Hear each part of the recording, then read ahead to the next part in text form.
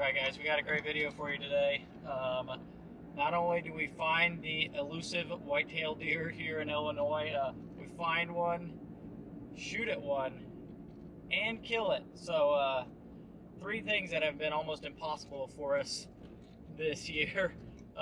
So, we're very excited to show you guys that. And another thing, if you guys want any hats like this, we got a couple different colors of them. We also have the color logo of this hat. We've got beanies with the leather patch on it in black and gray. So if you guys want any of that, comment down below or shout at us on Instagram, on Cascade River Outdoors Instagram. Just DM us and we will get you apparel. So, alright, enjoy the video. Come on, camera, that'll look good.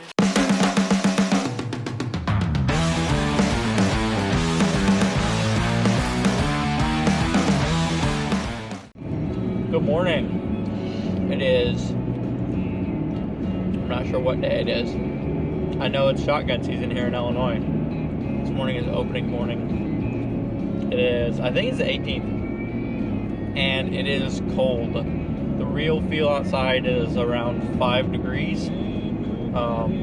So the goal this morning is to shoot a deer, but be able to stay warm long enough in the stand to shoot a deer. So we'll see. We got a good buck on camera last night. First night in a while. So a few days at least. So we'll see what happens. Never know what could happen with the Orange Army out there pushing them around this morning. So we'll see. We're getting in really late. It is shooting light right now. We're just going to the stand. So we're gonna hunt our way in.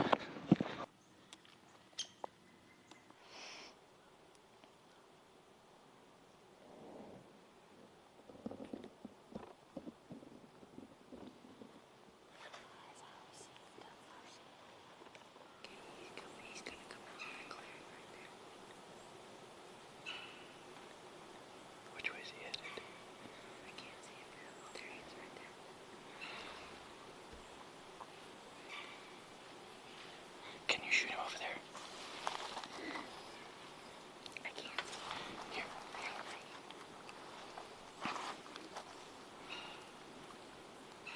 Here, take the camera. Try to get the camera on him.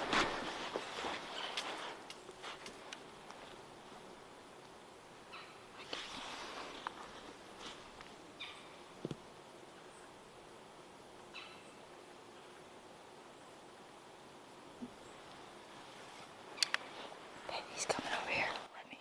He's coming right at you.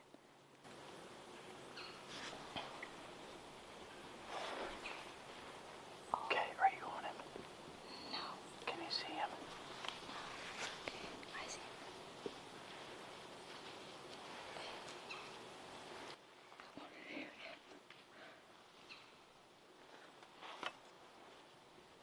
You on him? Yeah. You on him? Brat!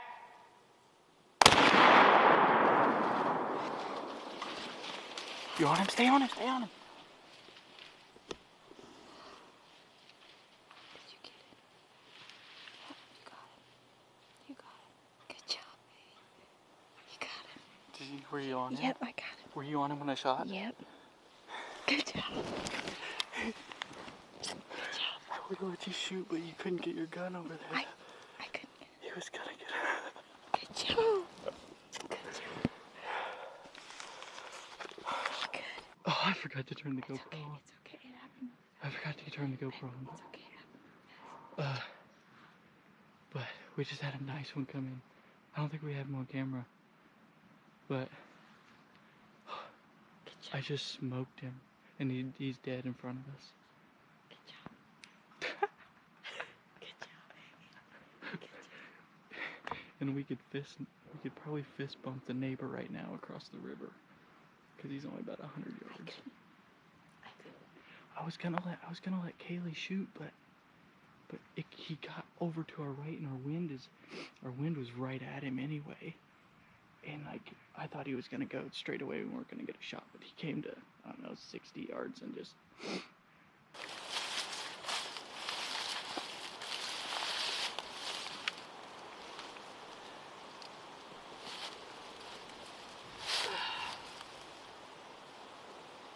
Oh, I didn't even notice that wasn't normal. All right, so we came back up to the truck to put all our stuff away and to warm up the camera equipment because the GoPro and the other camera died because it's so cold and the batteries are just dying because it's cold. So came back to warm up the batteries, get everything, and then we're gonna go out and tag him and drag him and get him taken care of and go home. So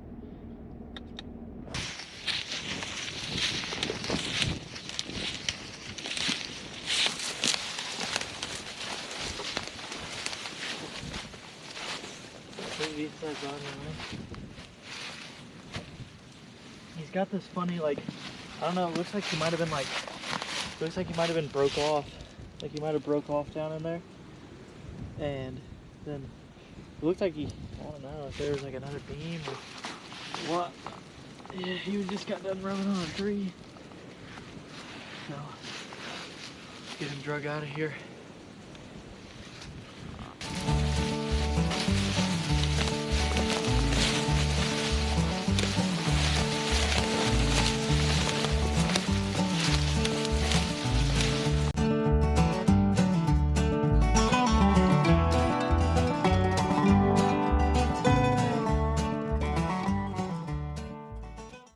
Okay guys, so this is the backstrap from the buck we shot Friday morning, and we thought we'd just give you a quick tutorial on our favorite way to cook backstrap.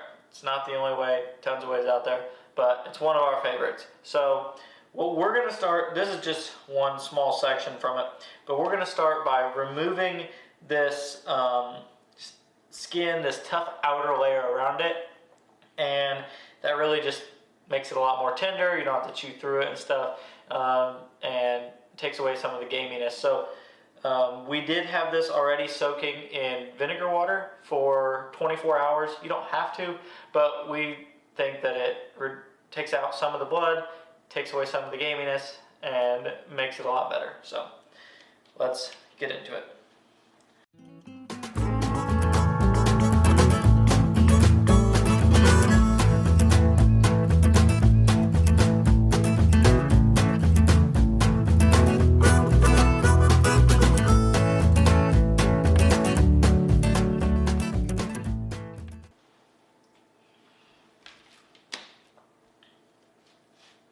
Okay, so now what we have here is our backstrap that is ready to be sliced into steaks. I guess it's up to preference how thick you like your steaks. I typically go about 1 inch, and that's about right. If you go too thick, you'll never get the middle done, and if you go too thin, it gets done too quick. You don't get that sear on the outside, and it dries out too quickly in the middle. So what we're going to do now is I'll slice it up in about 1 inch steaks. And you should just have these beautiful little red steak medallions. And now let's get to seasoning them. Okay, so now we're going to make our cream cheese mixture. And we're obviously going to start out with some cream cheese, and the amount that you get depends on how many steaks you have. So then we're going to do a little bit of green pepper. We've got a little bit of jalapeno here. Depends on how spicy you want it. I remove the seeds because we like the flavor of it, but we don't want a ton of spice in it.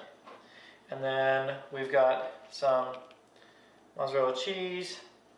You can do any cheese you want. Cheddar, pepper jack, whatever your favorite cheese is. Then we have some cilantro. And then, I mean, sometimes like you can even add bacon bits to this or onions or whatever. And then a little bit of garlic powder. And then we're gonna mix that up. Okay, so then now that we have it seasoned, in a little bit we're gonna move on and make our cream cheese mixture that we like to put on top once the meat is cooked. But like tonight, we're going to season these. We're gonna wrap it up in a little bit of cling wrap, and then we're gonna put it in the fridge to let it marinate overnight, let the seasoning soak in, and then we're gonna grill it tomorrow. But if you're short on time and you wanna grill it right after you season it, that's perfectly okay too. Both ways are great. In this case, we're gonna let it sit overnight in the fridge. All right, so now we're just gonna take a fork, I think works about the best. You're just gonna go in there and mash that up and start to incorporate it and get it all mixed in evenly.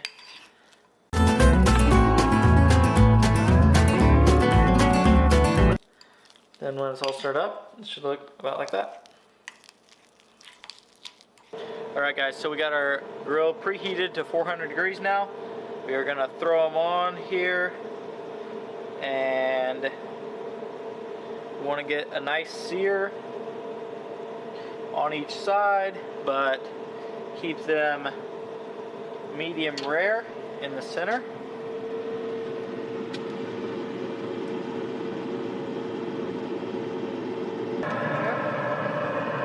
Okay guys, so we're coming out here, we're flipping them for the first time, and what you're going to do is you're going to flip them, and then you are going to put a little dollop of your cream cheese right on top like that, and that is going to melt in that,